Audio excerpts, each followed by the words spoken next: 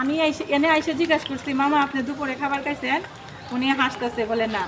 তো বলছি যে আপনি কি আমার খাবারটা খাবেন? উনি খুশি মনে বলছে অবশ্যই খাবো, আমার তো দুপুরে খাবার খাওয়া হয়েছে না। তো আজকে আর কাউকে পাইলাম না, আজকে একজনের পাইছি মাত্র, আর একটা খাবার নিয়ে আসছি।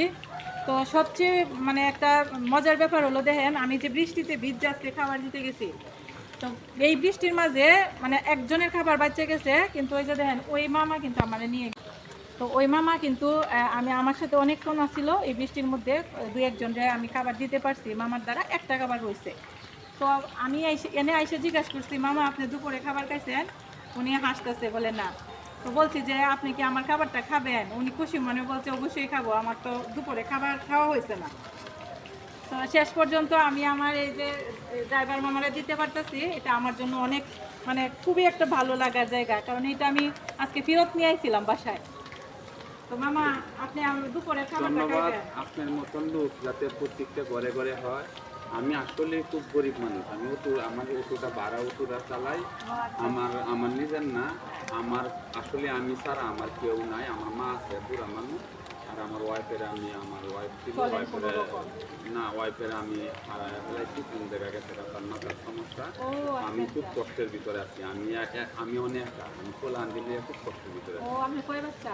দুই ছেলে। দুই ছেলে। দুই ছেলে।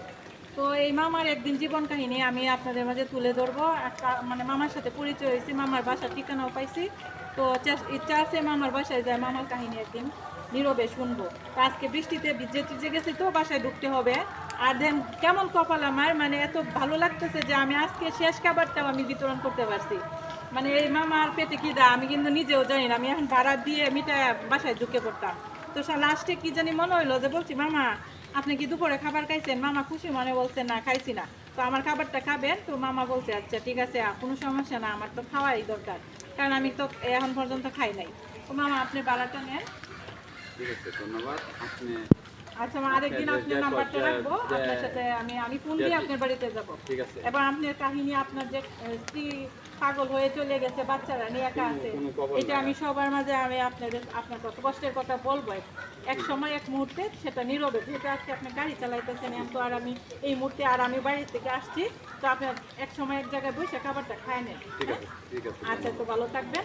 আর তেমন কিছুই না, আরেকদিন আপনার ভালো মন্দ রান্না করে আমি খাওয়ান। আজকে মাঝে মুড়ি বন্ধ আছে আর বেগুন ভাজা আছে। হ্যাঁ, আজকে যাই। তো ভালো থাকেন। তো বাসায় দেখতেছি, তো ভালো থাকেন। ও নাম্বারটা দিয়ে দিবেন। হ্যাঁ, নাম্বার আছে ফোনে, নাম্বারটা নেন। আর যে যে কইলেন না যে,